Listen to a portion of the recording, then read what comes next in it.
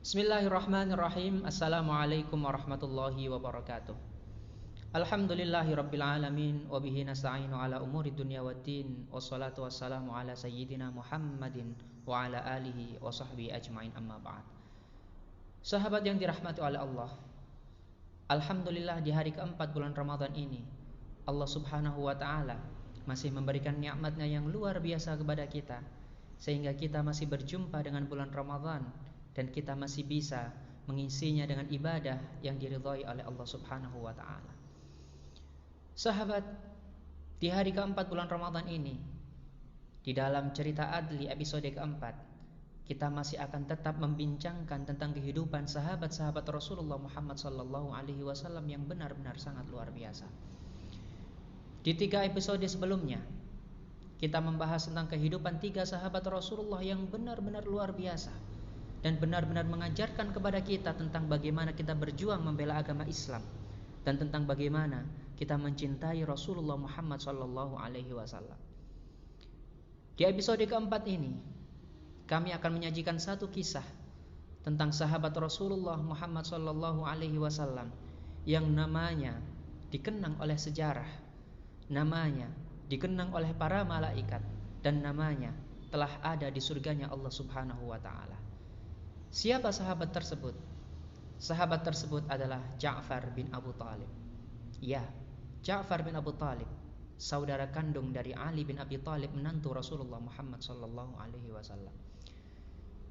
Ja'far bin Abu Talib yang mana merupakan putra dari Abu Talib, paman Rasulullah Muhammad sallallahu alaihi wasallam. Ini menunjukkan bahwasanya Ja'far bin Abu Talib adalah sepupu dari Rasulullah Muhammad sallallahu alaihi wasallam. Hubungan dekat, hubungan kekerabatan antara Ja'far dengan Nabi Muhammad membuat Ja'far bin Abu Talib benar-benar menghormati Nabi Muhammad sallallahu alaihi wasallam. Bahkan penghormatan Ja'far kepada Nabi Muhammad melebihi penghormatan seorang saudara, tetapi lebih penghormatan kepada seorang rakyat biasa kepada pemimpinnya. Cerita tentang Ja'far bin Abu Talib di dalam sejarah agama Islam banyak sekali dan sangat luar biasa. Termasuk salah satunya adalah Ja'far bin Abu Talib merupakan jubir yang menghadap kepada Raja Najasyi ketika umat muslimin hijrah ke Habasyah untuk pertama kalinya.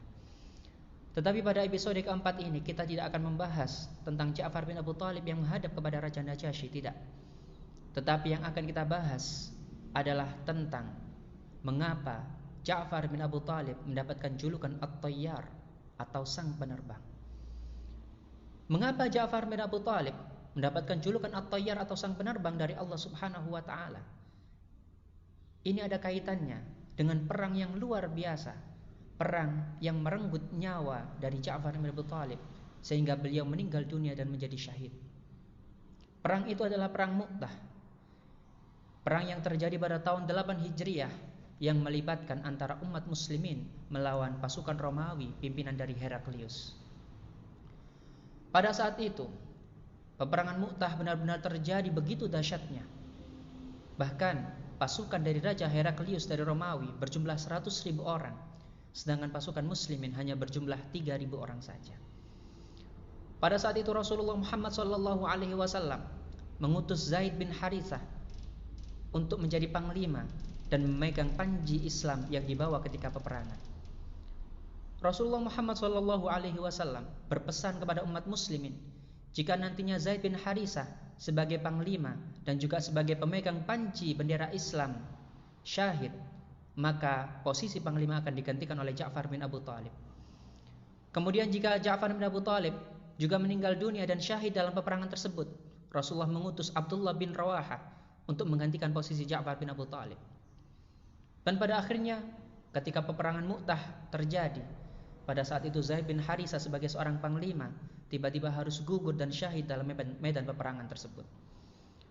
Otomatis posisi sebagai panglima dan juga posisi sebagai pemegang bendera diambil alih oleh Ja'far bin Abu Talib.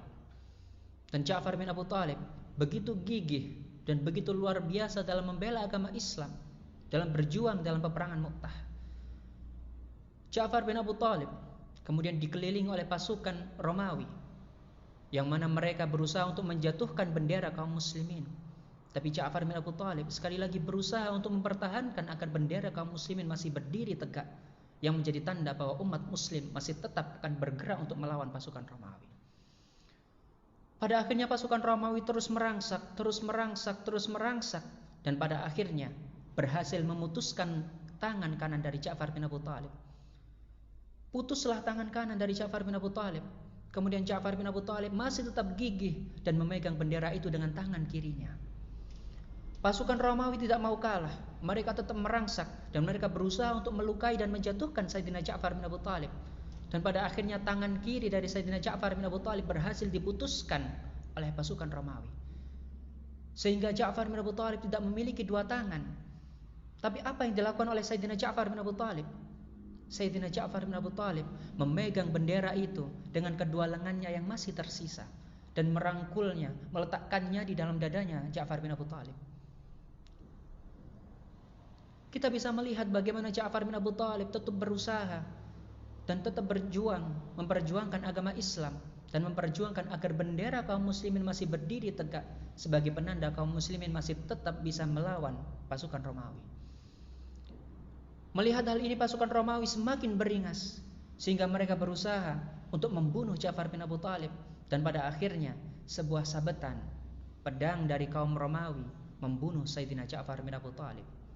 Sehingga Sayyidina Ja'far bin Abu Thalib gugur sebagai seorang syahid, seorang syuhada, dengan posisi kedua tangannya telah terputus.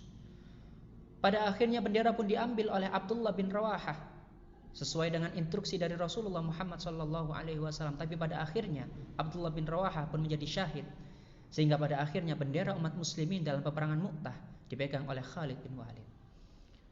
Sahabat yang dirahmati oleh Allah, pada akhirnya ketika kita melihat bahwasanya Ja'far bin Abu Thalib gugur sebagai seorang syahid dengan keadaan tidak memiliki dua tangan, Allah Subhanahu wa taala kemudian mengganti tangan dari Ja'far bin Abu Thalib dengan dua sayap yang sangat indah sekali. Dan kedua sayap ini nantinya akan digunakan oleh Ja'far bin Abu Thalib ketika berada di dalam surga. Hal inilah yang menjadikan Ja'far bin Abu Thalib mendapatkan julukan At-Tayyar, atau lebih dikenal dengan nama Ja'far At-Tayyar atau Ja'far sang penerbang. Karena nanti ketika di dalam surga, Ja'far bin Abu Thalib akan terbang dengan menggunakan dua sayapnya yang sangat indah sebagai pengganti dari dua tangannya yang terputus dalam membela agama Islam di dalam peperangan Mu'tah melawan kaum Romawi. Sahabat yang dirahmati oleh Allah, dari kisah tentang Ja'far bin Abu Thalib, kita benar-benar belajar sekali lagi bahwasannya mereka para sahabat-sahabat Rasulullah Muhammad SAW benar-benar luar biasa sekali dalam membela agama Allah, dalam mencintai Rasulullah Muhammad SAW. Bahkan mereka sampai berani mengorbankan nyawa mereka. Tidak hanya mereka mengorbankan hartanya, tidak, mereka juga mengorbankan nyawanya untuk membela agama Islam, untuk membela agama Allah, dan untuk mencintai Rasulullah Muhammad SAW. Semoga sekelumit kisah tentang Ja'far bin Abu Thalib semakin mempertebal iman kita dan semakin mempertebal tekad kita untuk berjuang membela agamanya Allah Subhanahu wa taala dan mencintai Rasulullah Muhammad SAW.